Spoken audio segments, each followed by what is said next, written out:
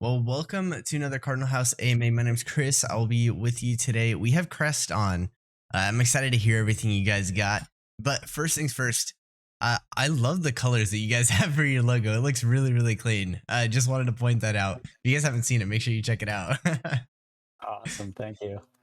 Yeah, Yeah, we put a lot into the visuals to make sure it looks really, really good. So, dude, it does. It does. A lot of groups come out with stuff that looks like kind of half done, but the colors that you guys have, I think that really pops. But we do things a little bit differently here. So, first things first, if you guys are in the audience, if you wouldn't mind going over to the AMA polls, and we're going to go through them. We like to start off with kind of a little icebreaker, so getting to know you a little bit better, not having it be such a formal, formal event. And I think a lot of people don't focus enough on the team. So, uh, I'm going to go through a couple questions if you're good with it, just rapid fire, quick little things. Some of them pertaining to crypto, some of them totally unrelated, just more, about your likes and dislikes and that kind of thing. But the first thing we got, if you ate something for breakfast, would it be cereal or Pop Tarts? cereal. Cereal? Okay, awesome. What kind? Let's see, something with enough to get me through the day because I need a pretty hearty breakfast. What cereal gets you through the day? I gotta know. I know, man. It's funny because I don't usually eat either of those for breakfast. But Okay. like, I would have maybe like a granola or something like that. Yeah, it's got a little variety in it. Gotcha. All right, next one up. We got smoothies or milkshakes? Ooh, smoothies. Yeah, Okay. I'm all about the smoothies. Throw all kinds of fruits, veggies in there, and it's all kinds of good stuff. Gotcha. Yeah, for sure. Are you like banana strawberry or something totally different? I feel like that's the most common. I would say I like to try a bunch of different ones. Everything from like those green ones where you're like, does it, did they just like clean that off the lawn or like what is that? All the way to the more like dessert type ones with coffee in it and stuff like that. So Oh, that sounds yeah. good. That sounds real good. Um, next one. Books or movies?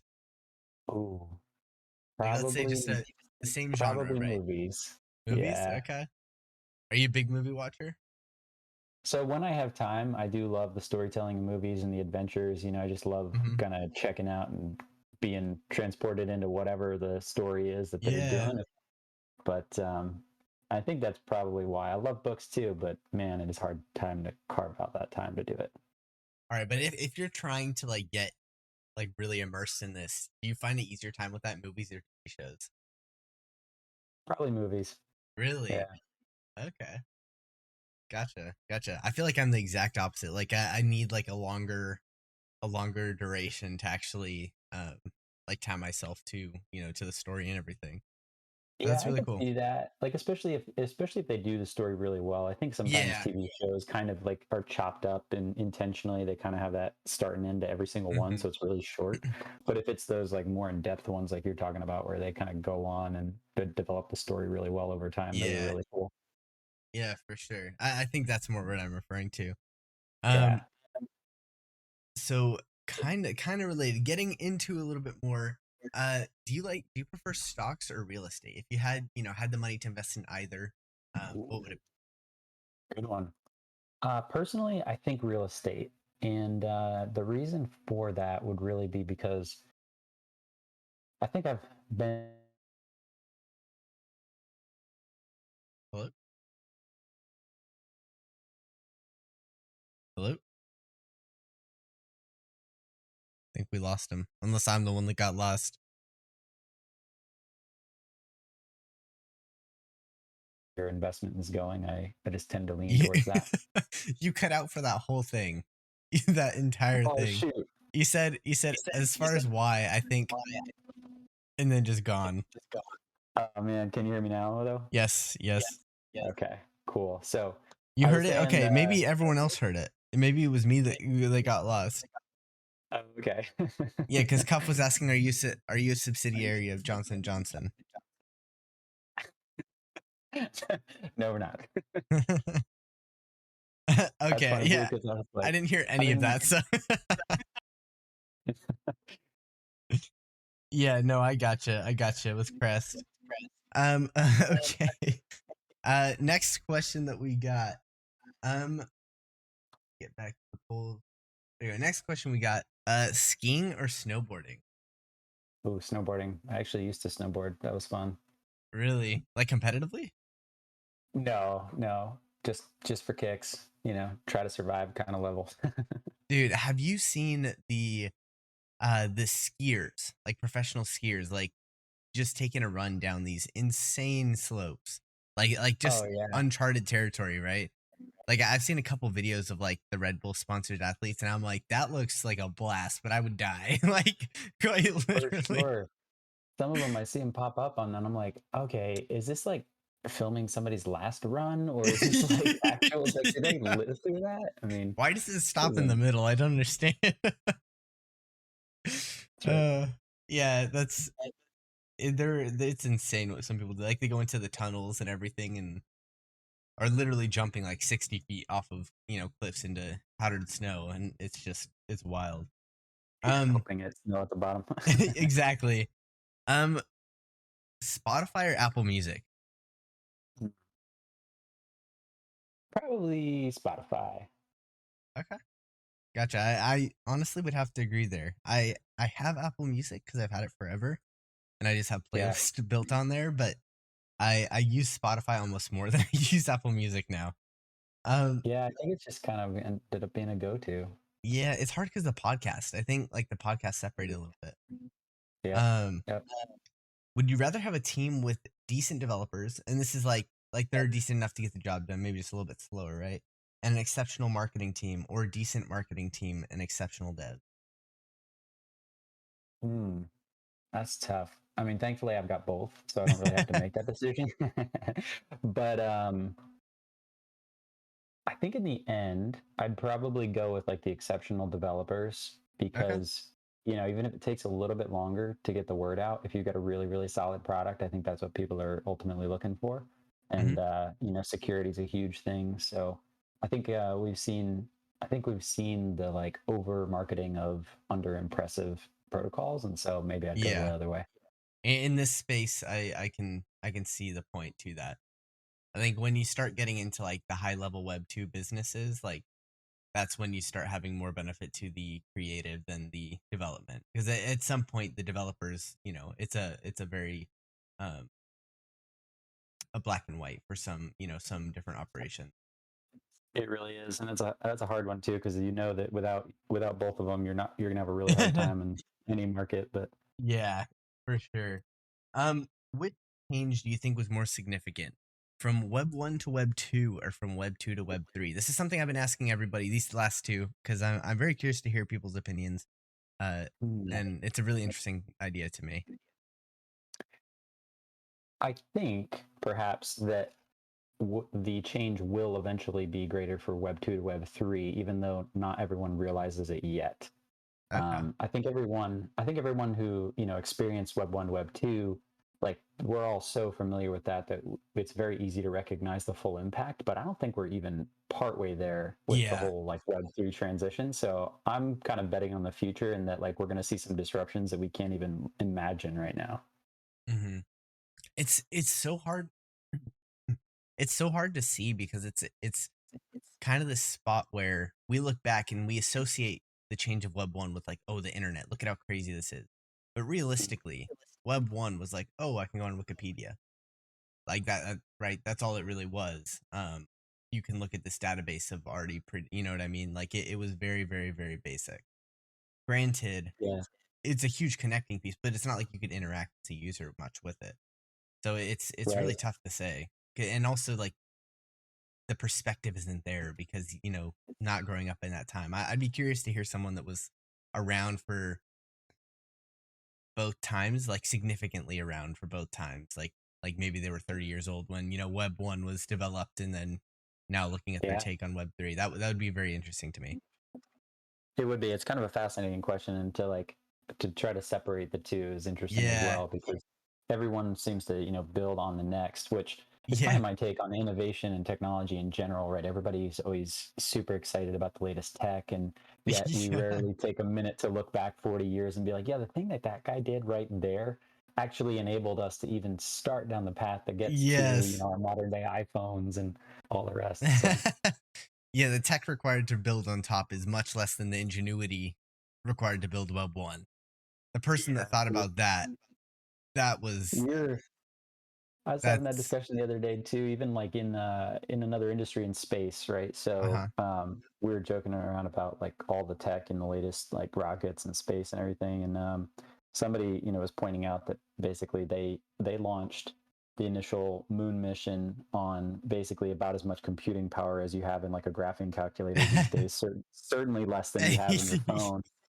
So it's like, okay, we went to the moon based on that. Like that's impressive because what they had available. So kind of So makes how you wonder hard what is we it? can accomplish.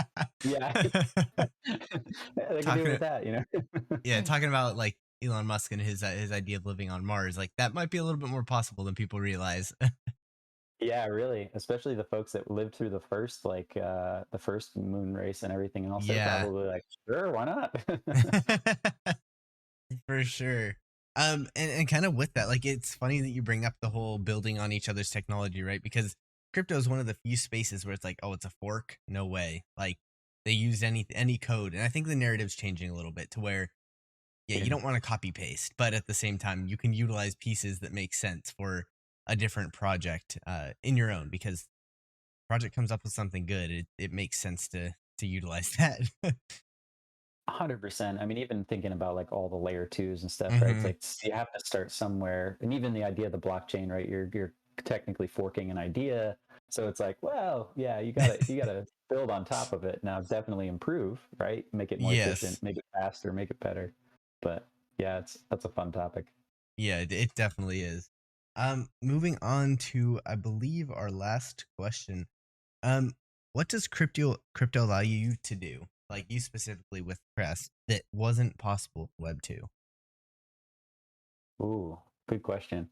So I think the thing I do love about crypto, and this is obviously a little bit generic, but it really does put a lot more control and even access to things that you would otherwise never have access to for the general populace, right?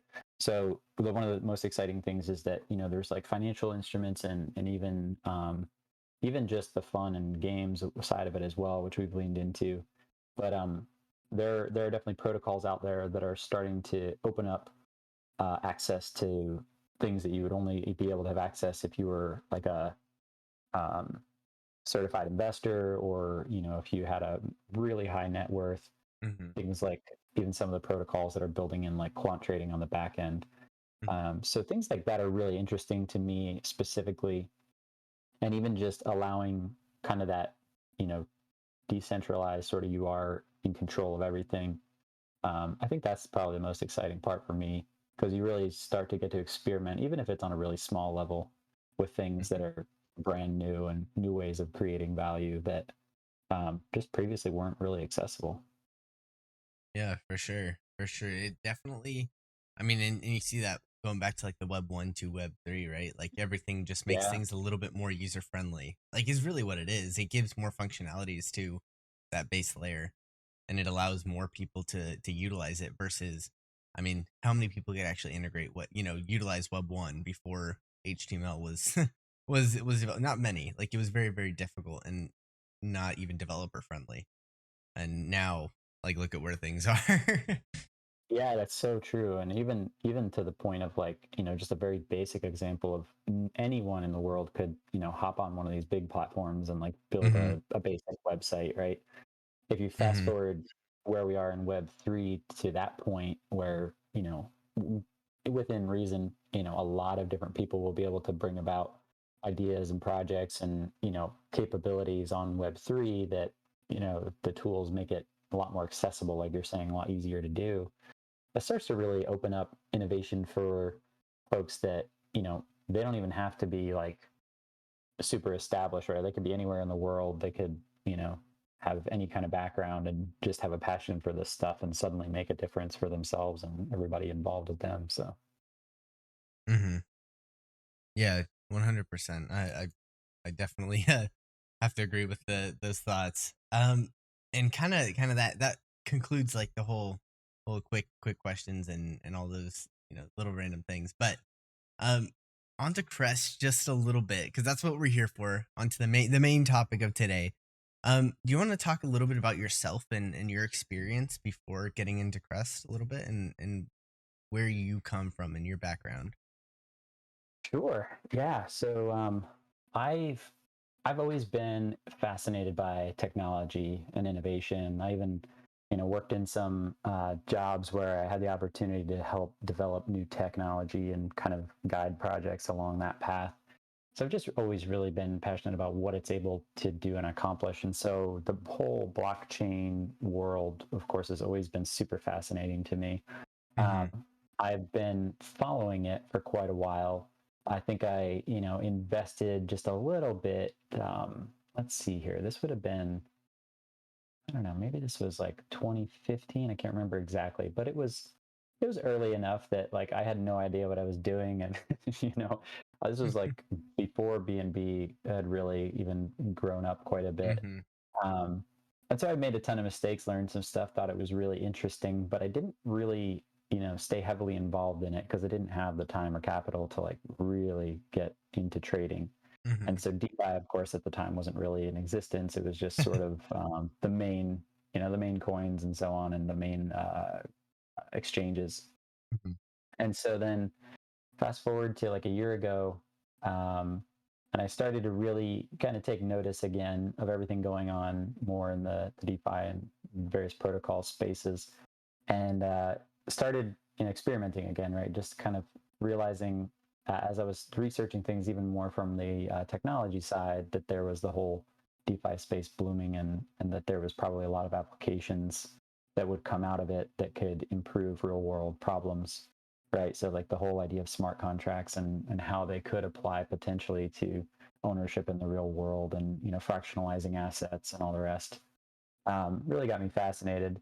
And so I started dabbling a bit in DeFi. I experimented with a couple, I think it was like some node protocols and a couple of, tomb forks, and Hmm. quickly saw some of the challenges that you run into, right? Even if you're well intentioned, some of the math behind things just doesn't work, right? And Yeah. typically we just kind of label it like, oh, it's Ponzi, right? Or something. But in the end, it's like there's some great ideas, but they may just not work if the math doesn't support it, or if you can't you predict things like the bear market. So when you get a black swan event just out of nowhere, it may end the protocol, but still was exciting. And so for several months, I just sort of stayed involved in various protocols, learned a lot of stuff, experimented, learned a lot more, and then got to the point where I realized I was like, I really think I would like to, get involved in growing something meaningful, and really trying to continue to push this innovation a little bit, but not being like I'm not, I'm not a Solidity developer by any means or anything like that. So realizing I need a great team around me Uh-huh. as well. And so that was kind of realizing like, okay, that's what I'm looking for. And then when it came together, it was kind of perfect because the skills and things that I was interested in meshed perfectly with the skills of the other guys on the team. And they're all incredible at what they do. So it's kind of, I'm just really grateful to have found folks that are super passionate about what they do and that are Hmm. very, very skilled. So it's kind of exciting. That's sort of how it got there. And then we started formulating like, what should this become? And that's how it got going. Yeah, that's awesome. And where does your like specific skill set fit into the team and the or the structure that you guys have? Yeah, so my main role within the team is definitely in this kind of community management and AMAs, communicating what we're doing side of things. I have always found myself in this role of communicating technology into everyday speak, if you will. Hmm. And that's just, even in the real, if you will, real world and DeFi, that's just kind of a gifting. And so I ran with it. So even though I may not be putting the contracts together, I definitely understand the ideas and the math behind it, and Yeah. um, understand enough about the web development to understand what it really takes. So then just being able to bring all of that together and then communicate it in a way and hopefully answer questions in a helpful way so that folks that are looking at the protocol that may want to be involved can make a really, really well informed decision. Yeah, for sure. It's super, super important. And I think the fact that you guys have someone that can do that, I mean, that honestly is most of the marketing battle, at least as far as marketing to DeFi project, like DeFi leads, right? If you can't explain something to somebody that has education of a third grader, then how well do you really understand what you're doing? Is like a good, I think, a good rule to live by, or at least to Yeah. think about. Yeah, you make a really good point, right? Because it's one thing to, just kind of tell people what you're doing, but if you really do understand it at a deeper level, it's a lot easier to explain it, regardless of, because I mean, you think about our communities, and they're from all over the world, from all different backgrounds, and so being able to communicate across whatever backgrounds and the rest is super important. And so understanding at that deep level, to where even if there's a language barrier, you can kind of figure out how to Hmm. communicate some of that. Super important. Yeah, for I mean, what is it like uh the average US, I believe US citizen reads anywhere between a 7th and an 8th grade level, which would mean that 50% are lower, right? And that's talking Yeah. English in the US. Like it's crazy to think about. And then you're dealing with a worldwide, so you have to consider lowering some of it a little bit more and trying to make sure that you're getting 90% of people in. It's like, okay, so you really have to speak the language of the people. For sure. Yeah, it's super interesting though. Yeah, I guess you guys do a ton of that. I mean, obviously you have a lot of different projects you work with and a lot of different AMAs, so that's you guys know that well. I think the people in the DeFi space right now are above most, just because you're constantly listening and getting the information straight from developers sometimes, so you have to learn how to navigate that. But when mass marketing, taking it to the general public, it's so important to be able to explain everything from the ground level. So I have a lot of respect for what your role is. Yeah, it's a really good point. The folks that are into DeFi are definitely, the ones that are a little bit bolder than the rest, right? Taking Yeah. taking on a little bit of risk, jumping in, learning all the time, right? It seems like everybody I run into is always, kind of absorbing new information, which is one of the things that makes this space really interesting and exciting. Is Mhm. like just about everybody I talk to, I learn something from. So it's really awesome. And then you have complete degens like Kurt, but Well, that's what makes the space fun. um, but yeah, so I really love it. And why don't we dive a little deeper into Crest and what your guys is like, starting at the top? What is your vision? What is that one thing that you want people to think about when they think, what is Crest? Yeah, great question. So we really want them to be thinking about, um, well, if you can wrap all these into one, right? We really Mhm. went after something that's fun and sustainable and just has that draw, right? Where you just really enjoy it. Um, I mentioned a little bit about, kind of having come through the node season, right? And the Tomb Fork season. Mhm. So if we were going to wrap that all up, it'd probably be that like, uh, you know, game five, like the next generation of game five with real yield, is kind of the top level summary, and how we achieve that is kind of the kind of what makes it unique. But Yeah. um, yeah, keeping it lighthearted, right? Even it, like you saw the colors, Yeah. it's super fun. And if you It got to really take a made look me think of Crest. Of the at brand. that's so funny, because we were partway through, and then we're like, I wonder if anybody's gonna. Yeah, this will probably come up at some point, but that's all right. We're gonna roll with it, because like it's funny. You look up the word, and it actually has a lot of different meanings. But then we're Uh-huh. like, well, there's.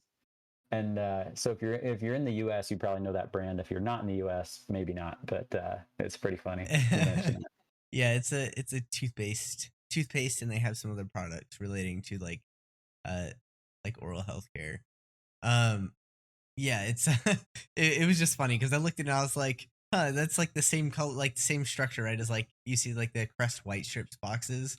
And that's what that makes me think of, Oh, kind that's of super those funny. colors. But I I'm mean, gonna they're a have little to bit look that different. up. I do really like the colors, but Well, we do want you to have good oral hygiene as well as collect the badges, but yeah, of course, of course. That's the main focus. But yeah, kind of leading from that, do you want to go a little bit into more of like the unique structure, the unique approach that you guys are taking to this gamified aspect? Because obviously that's a common, kind of hot word right now. I think it's Yeah. it's kind of in, in people's minds. So gamified aspects of things are great. But what is the unique approach that you guys are taking to that? So from the like very most simple approach in terms of what's unique, we're really focused on the real yield aspect, right? We want this to be fun, engaging, interesting, collect them all. We also want this to be meaningful. And so from the very, very beginning, we've built in quite a few mechanisms to really ensure that we're doing everything we can to make it as sustainable as possible, as rewarding as possible to play the game.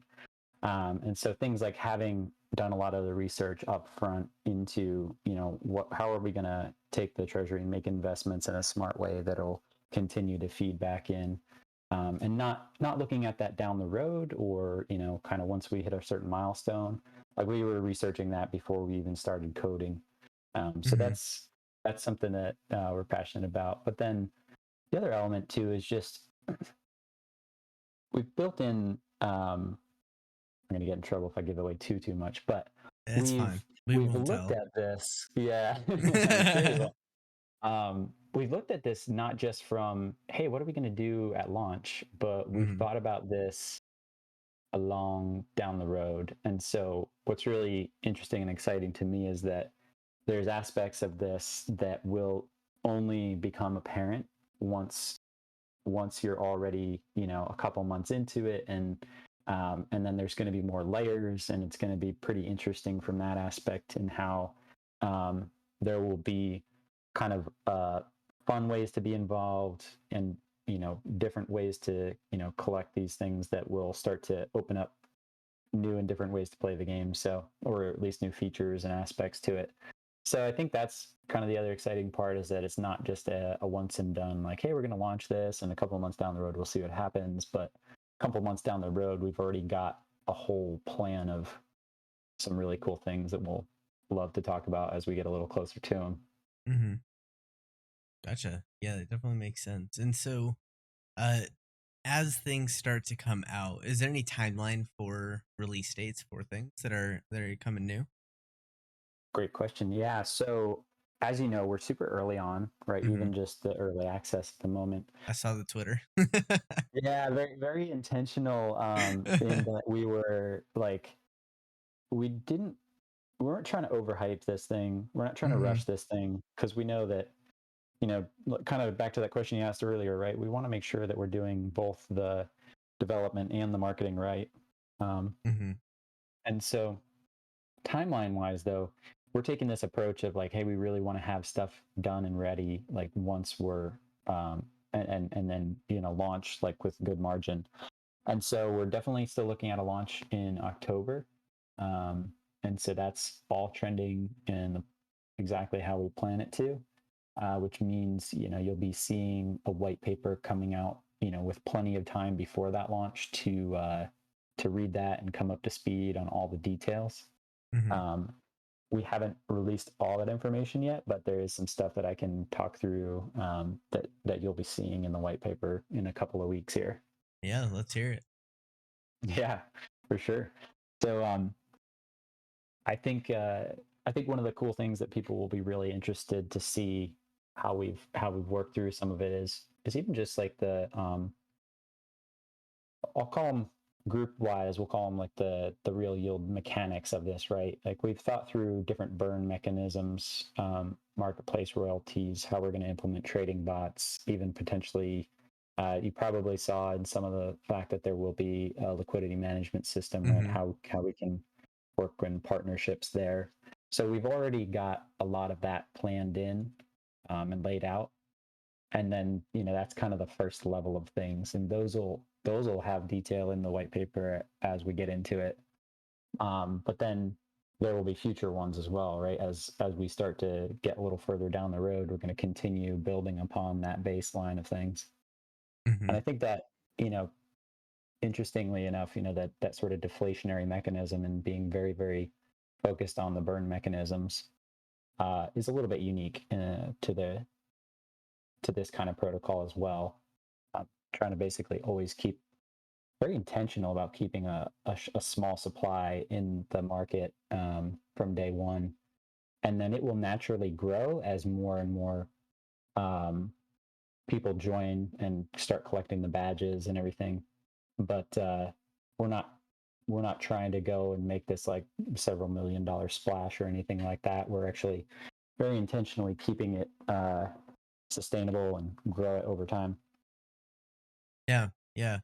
I like that. I think it's super important. And I think that's definitely the right strategy to have kind of right now because I mean the markets being what they are, it is tough to get anyone interested, even mildly interested in crypto. I think from the, looking at the main general public, you might have some people in DeFi that get in, but even the DeFi support is waning just a little bit right now, which is very understandable considering the uncertainty in the market. I don't think anyone can accurately predict what's going to happen because it's so dependent on so many factors, considering regulation and a bunch of other things. So I think the kind of conservative goal is really really good. Yeah, it's a tough time, and we recognize that. And we also recognize, though, that if we can build something real and sustainable, Mm-hmm. as sustainable as we can in this period, in this market, right? Mm-hmm. It's like, okay, you're building in the hardest times, probably have like that core group that's in from the beginning, and then as we come out of this over time, as we get into better markets, we'll Yeah. start to be in a better position where people are suddenly a bit more interested. At that point, we'll have a track record, right? People will see Mm-hmm. like, oh, okay, they've been working hard. They've been, continuously developing. They've been pushing out updates and new ideas and new content. Um, and so the original investors, of course, will be very very happy at that point that they were there the whole time. Um, the nice thing is new investors are not going to be quote unquote late to the party or anything because it's still going to be with that liquidity management system in place. There's still going to be those predictable returns from the game. So Yeah, for sure. And so with kind of this very uh I mean, with the space that we're in, where the market conditions kind of dictate the success of a, the short-term success of a project. Even if it's successfully launched, it's dictating the short-term explosiveness, let's say. And how much of a success it is, right? And so with that, what if we were to look down the line, let's say 3, 6, 12 months, what would we be looking like in terms of, best and worst case? So we hit a bear run for each and or sorry, we hit a bull run for each or we stay in this bear market. yeah, so in terms of like what we see for the protocol, So like yeah. literally like 3, 6, 12 months from now, like if we were to take three snapshots, what are the goals at for if we were to continue in a bear market for that long? Yeah, so I think we're looking at it from a standpoint of, hey, let's build given the circumstances we have now, Mm-hmm. and we'll build knowing that this could last way longer than any of us want to.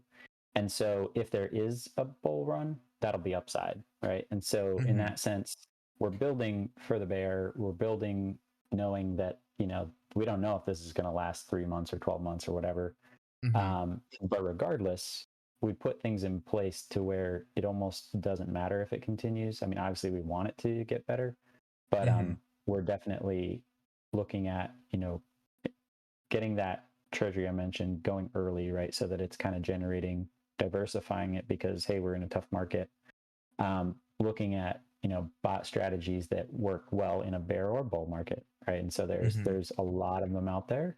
It takes a lot of research for sure, but knowing what you is possible and then being able to leverage the treasury to do that, whereas some of these bots and platforms aren't even accessible if you don't have kind of that collective level of investment.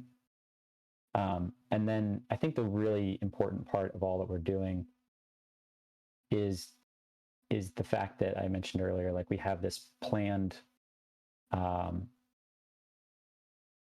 I hate to call it a roadmap, right? Because a roadmap Mm-hmm. is like it's a tool to communicate, but in the end, you have to be a bit more dynamic and flexible than that. Yeah. and we've already, looked at where we're going. There will be a roadmap, but we're going to continue to improve even upon that.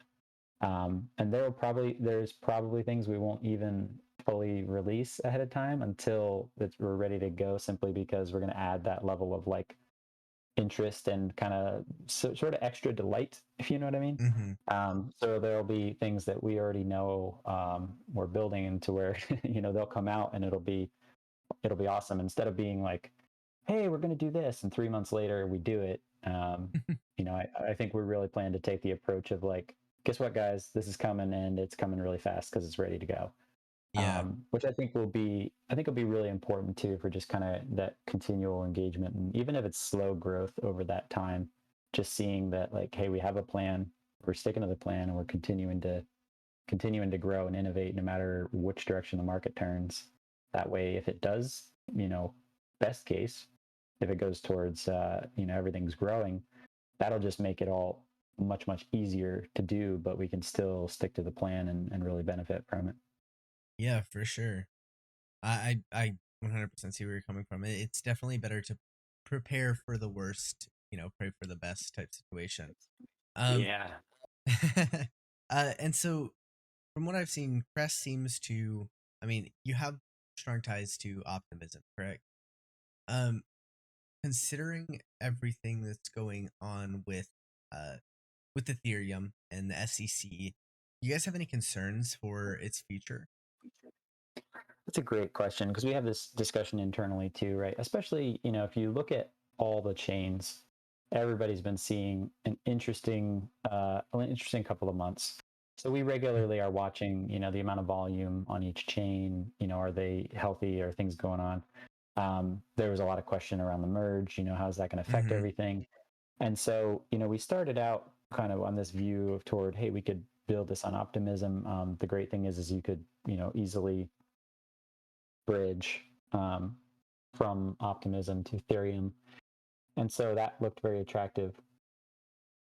All that being Mm-hmm. said, we're very cognizant that, changes happen fast in DeFi and crypto.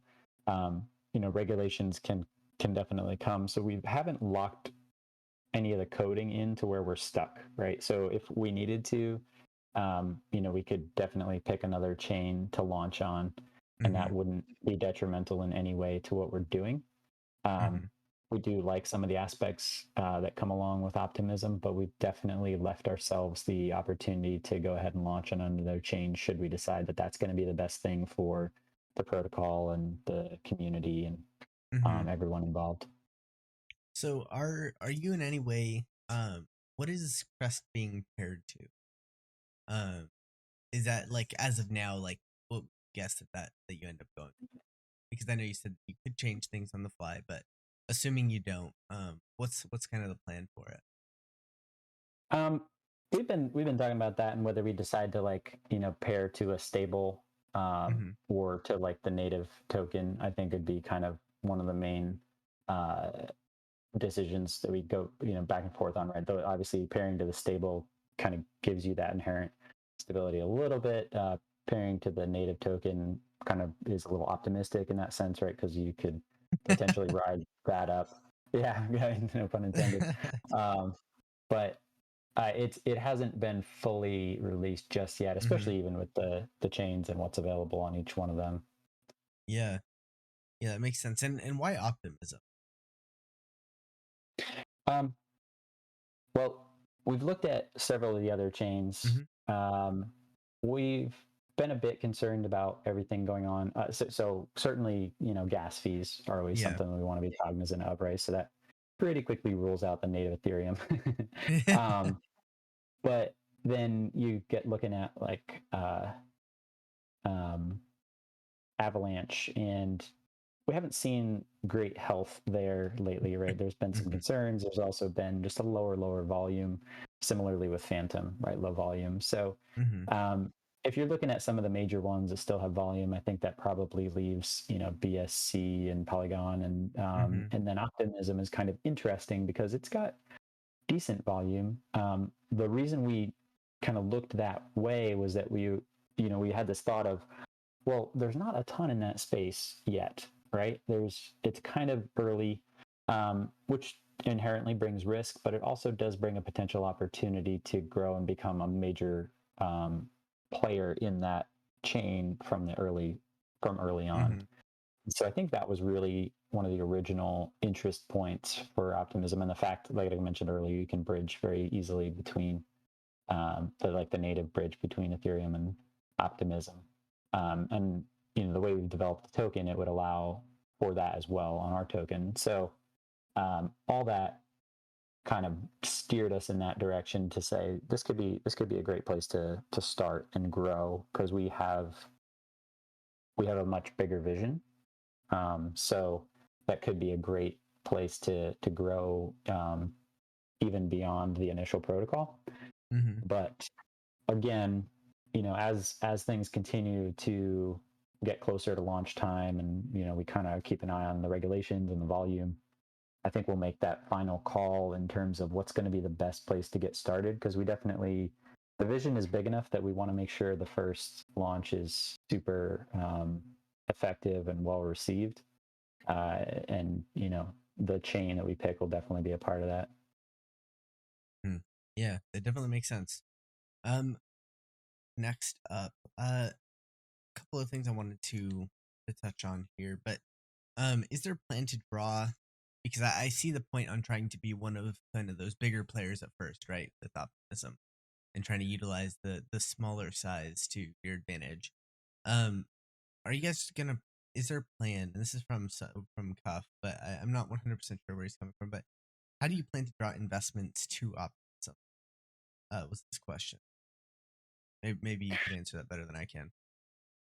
Yeah, so that I would say is probably kind of goes to that what I was mentioning about watching the volume, right? And Hmm. so in a sense, and if we're one protocol, it would probably be challenging to draw, somebody to come over to optimism that's never been there, right? And sort of bringing in and of ourselves, with the caveat that if someone is already on Ethereum and it's very easy to bridge over, then that could be a natural way. So if it was enticing to them, and they were looking at something that wanted to be a little more efficient but have kind of this fun GameFi aspect, that'd be very simple for them to move from Ethereum over.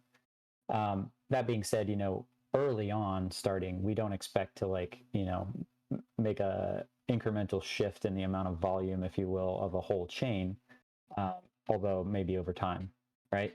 So I think Hmm. that is definitely part of what we're considering is like, okay, are we going to basically carve out a piece of the pie of what's already the existing volume on that chain?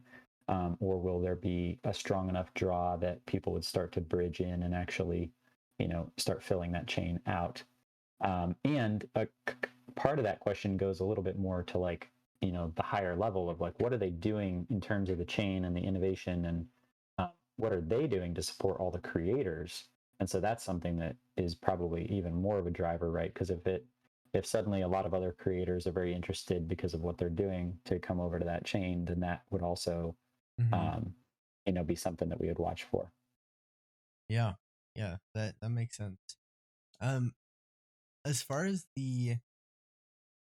uh, we got another one. The NFT marketplace is taking over in the near future. How do you intend to bring in the traditional community to partake in the project? Um, let's see. So the question is really around how do we draw in I think they're talking NFT about. investors?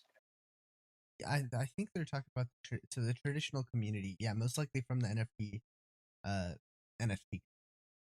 Mhm. Well, I think one really nice aspect about our badges is that in and of themselves, they are NFTs. They are going to be limited. I can definitely say that. I can't release all the numbers and things yet, but they will definitely be limited. They're not going to be a traditional NFT in the sense that each one has its own unique attribute and everything like that, but certainly limited in the collection. And um, you can imagine that there's probably, one, I mean, the art alone, I love these things just for the art, they're incredible. But Hmm. there will definitely be a very, very limited aspect to them. And, we've got ideas of interplay between them. But the fact that they are, in a sense, right, they're an asset that you can own, but they also are like a yield bearing in the game, right? Then that makes it additionally attractive as opposed to the more traditional model where it may be more about the actual face value or Hmm. rarity uniqueness of the item itself. Yeah, for sure. That definitely makes sense. Um, and I guess to the next one, if people are looking to contribute to the growth of the project, not as it necessarily an investor, but more so an ambassador, do you guys have any kind of program for that We are planning something. We haven't released all the details yet because we're still working on exactly how we're going to do that. until But now? we, yeah, but we do plan to have a support a creator type program because we love when people are excited about the project. We love when people see the vision that we have and want to share about that. And so we want to reward that. We want to make sure that people, who love what we're doing and want to talk about it, share about it, are rewarded for all that. And so we're definitely working that into the plan, the tokenomics, and all of it coming together because we don't, we take all of these into consideration when building the project so that we don't get caught, down the road by like oh, we totally missed that. It's Yeah. hard enough to make anything real and last. So we're trying to take everything into consideration from the get go. Yeah, no, that definitely makes sense. And I think that's super important. So taking your time with everything. Uh Definitely not the most popular idea, but the safest. For sure. Yeah, that's right. I think the community that we're building is.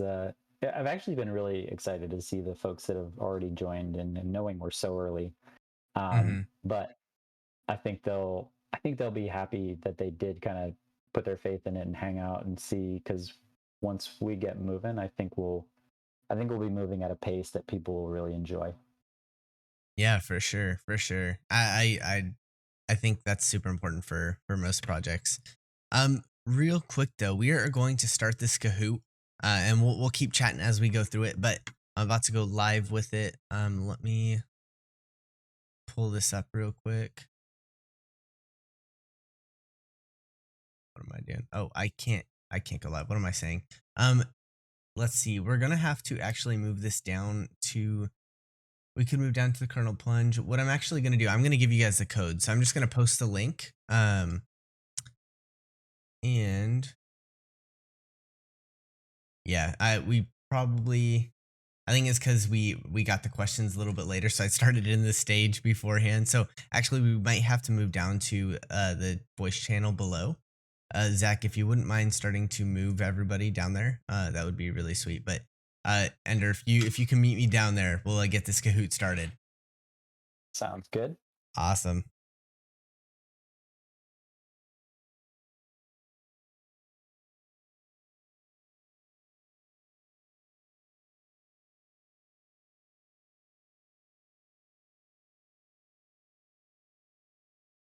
Sweet. We'll fill this chat up. Let me unmute you real quick.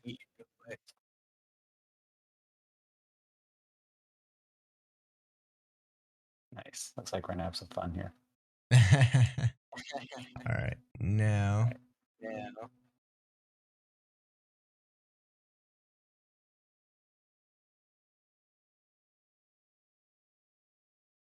All right. So if you guys want to pop into my stream, go ahead, get ready for it.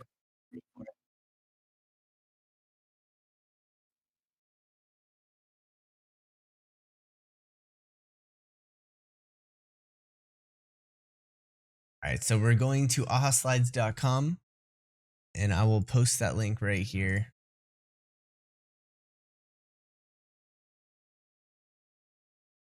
All right, I'm going to throw it in the AMA questions real quick.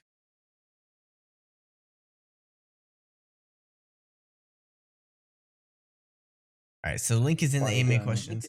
Yeah, go ahead. no, I was just gonna say while you're doing that, I did notice somebody threw a question in there about whitelist spots still available. There definitely are. And then we've got a list right in our Discord of just how you can achieve those. We've intentionally kept them like a smaller list because it's not just going to be a massive list of whitelist. but Hmm. definitely some spots available for early folks that want to jump in and be a part. Yeah, for sure. So make sure you stay tuned for that. We do have $50 being giveaway, so make sure you join. It is ahaslides.com/JT3RY. If you take a look at the AMA questions, I posted a link, so you can click the link, and then the code is JT3RY. As soon as we get a couple people in here, we will start it up.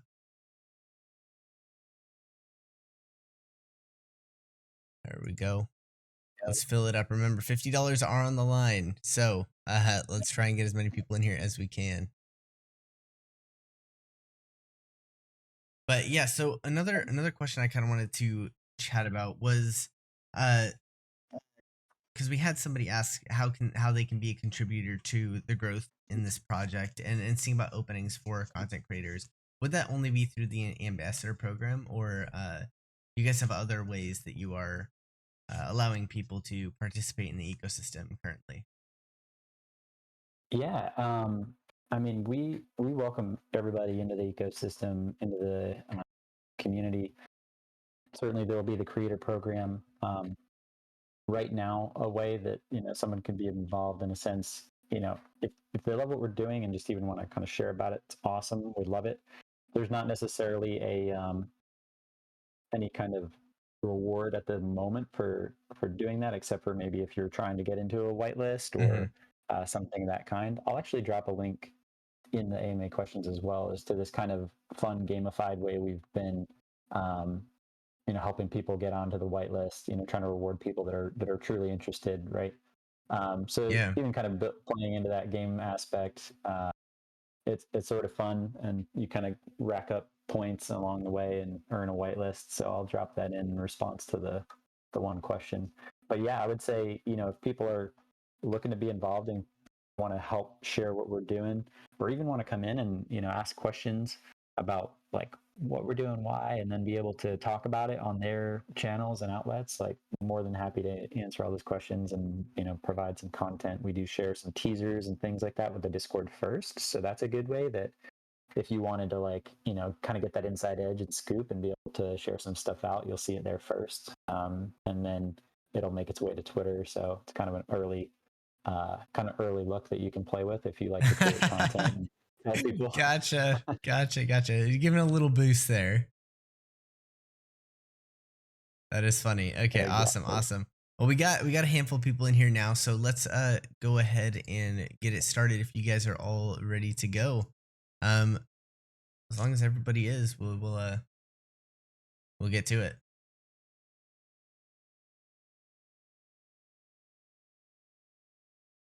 And as we go through, oh, I'm sorry, we